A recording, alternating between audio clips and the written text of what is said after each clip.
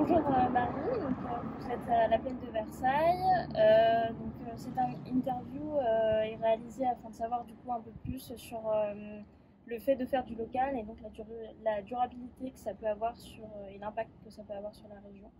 Je vais vous laisser vous présenter. Donc moi je suis Marie Martinez, je suis arrivée il y a un an au poste d'animatrice de l'association de la plaine de Versailles. L'association existe depuis 2004 et a pour but de faire du développement durable sur la plaine de Versailles qui couvre 27 communes, du parc du château de Versailles à peu près jusqu'à Jumeauville, Goussainville et Arnouville, donc vraiment vers l'est du département. Et donc on essaie de créer du lien et un réseau vraiment d'acteurs locaux où tout le monde peut échanger, discuter pour porter des projets ensemble. Donc un peu voilà l'idée générale, on va dire, un peu le leitmotiv. Donc après on travaille sur des thématiques comme l'alimentation de proximité, l'agriculture, la qualité de l'environnement, la biodiversité, ce qu'on appelle le bien vivre ensemble, c'est-à-dire créer ce lien entre les habitants, les agriculteurs et les élus ou autres acteurs du territoire pour que chacun apprenne à se connaître et que ça fonctionne bien en fait, et se comprenne mutuellement pour faire progresser et avancer le territoire. Donc ça c'est en général, donc effectivement ce que vous faites. Et est-ce que vous avez des valeurs particulières que vous voulez mettre en avant justement?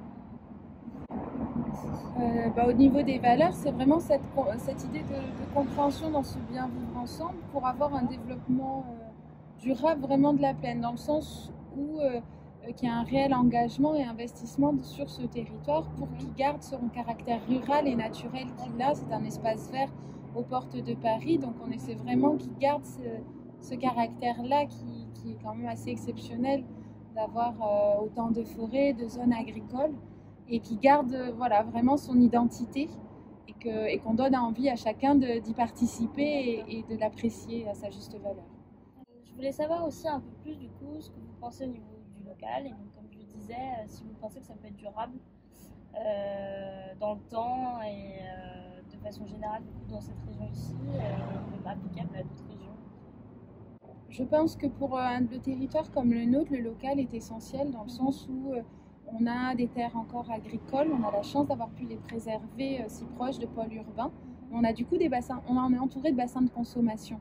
Donc le local, pour moi, me semble essentiel et la voie de développement pour nos types de territoires, d'agriculture ou de production, parce qu'il y a une demande réelle. Les gens sont de plus en plus soucieux de la qualité, d'où ça vient, de la provenance, de comment c'est fait, avec quels produits. Il y a cette interrogation de plus en plus de la société. Et donc, c'est essentiel qu'on soit le plus transparent, le plus local, et puis sans parler aussi au niveau du bilan carbone ou de toutes ces choses-là, et d'avoir une production vraiment la plus proche de là où les gens la consomment. D'accord, très bien.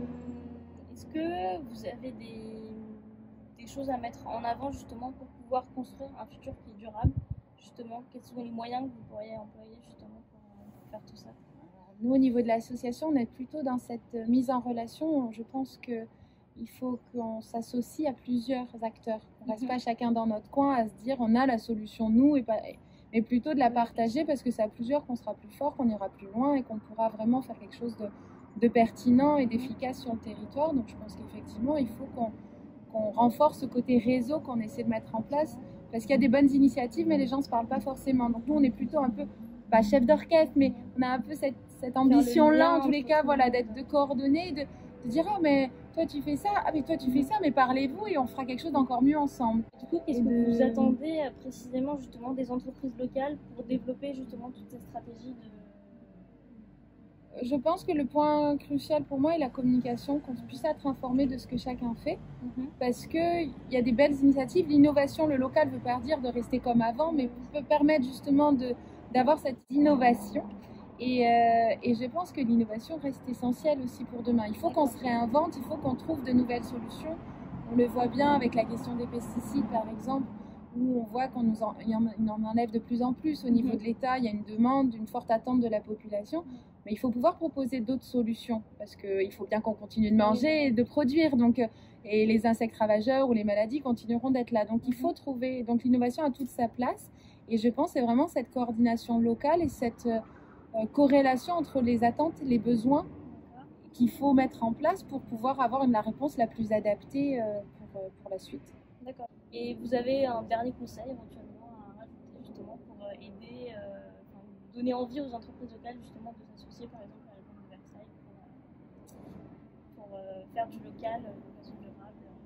Je pense qu'il faut prendre conscience qu'on est un territoire rural, mais pas forcément éteint, qu'on est en activité, qu'on peut être vraiment un lieu d'opportunité au vert naturel qui bénéficie d'une image très positive, avec des élus qui ont envie de faire bouger leur territoire, de le faire vivre. Donc on reste une terre d'accueil, j'ai envie de dire, où tout est possible du moment qu'on travaille ensemble. D'accord. Merci beaucoup pour Je vous en prie. l'invitation.